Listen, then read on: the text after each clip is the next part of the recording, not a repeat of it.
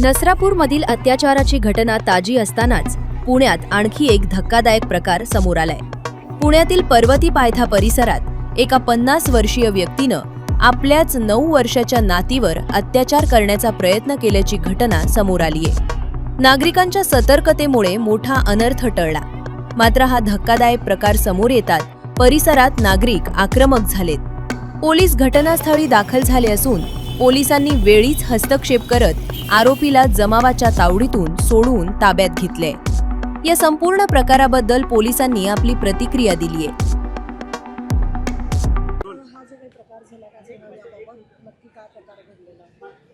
आज हे पर्वतीचे झोपडपट्टी एरियामध्ये एक 9 वर्षाची लहान मुलगीवर त्यांचे सख्खे आजोबा म्हणजे मुलगीचे आईचे वडील यांनी जे आहे अतिप्रसंग करण्याचा प्रयत्न केलेला आहे। तात्काळ पोलिसांना माहिती मिळाल्यानंतर या ठिकाणी लगेच पोलीस आलेला आहे आणि जे आरोपी आजोबा आहे त्यांना ताब्यात घेतलेला आहे। मुलगीला जे आहे ते ससून हॉस्पिटलला पाठविण्यात आलेलं आहे। तिथे त्यांचे जे आहे ते मेडिकल प्रोसेस सुरू आहे आणि त्या ठिकाणी त्यांची आई पण आहे।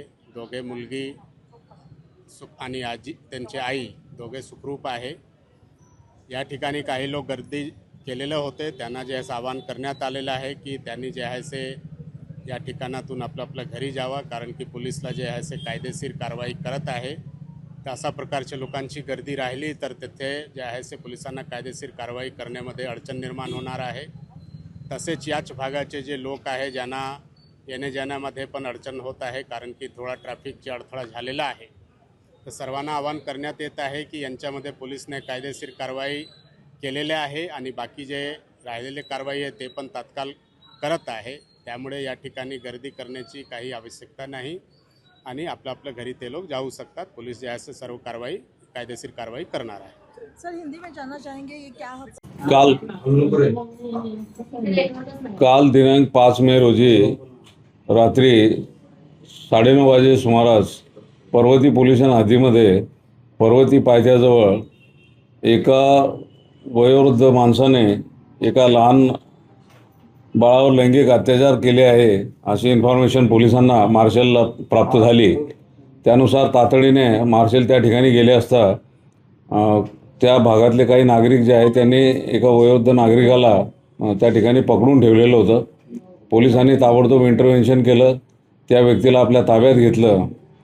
त्यानंतर असं समजलं की तो जो व्यक्ती आहे त्याने स्वतःची जी नात आहे म्हणजे त्याच्या मुलीची मुलगी वय वर्ष 9 वर्ष तिला आपल्या खोलीमध्ये बोलवलं आणि तिच्याशी अतिप्रसंग करण्याचा जो प्रयत्न केला, परंतु शेजारी एक राहणारी जी महिला आहे तिला त्या बाळाचा रडण्याचा आवाज आला आणि तिने ताबडतोब त्याच्यामध्ये हस्तक्षेप केला, शेजारच्या लोकांना सांगितलं।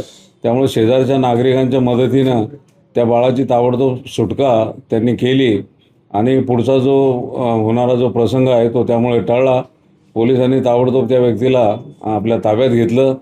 सदर बाबतीमध्ये बाळाला आम्ही ताबडतोब ससून हॉस्पिटलला दाखल केलं। त्याच्यामध्ये बाळाची वैद्यकीय तपासणी करण्यात आली। त्याच्यामध्ये पेनिट्रेटिव्ह असा काही असॉल्ट नाही आहे, तरी परंतु जे काही घडलं आहे that amounts to the case of rape, त्यामुळे आम्ही त्याच्यामध्ये गंभीर असा गुन्हा दाखल केलेला आहे। ससून हॉस्पिटलमधून फिर्याद आणून त्यानुसार बाळाच्या आईच्या फिर्यादीनुसार त्यामध्ये पॉक्सो कलम 6, कलम 10, त्यानंतर BNS भारतीय न्यायसंहिता याचे कलम 75 आणि 64 आणि कलम 66 यानुसार गंभीर गुन्हा रात्री या प्रकरणामध्ये दाखल करण्यात आलेला आहे। त्यानंतर गुन्हा दाखल झाल्यानंतर त्या गुन्ह्यामध्ये आरोपीला रितसर अटक करण्यात आलेली आहे। त्याला आज कोर्टामध्ये प्रोड्यूस करण्यात येणार आहे।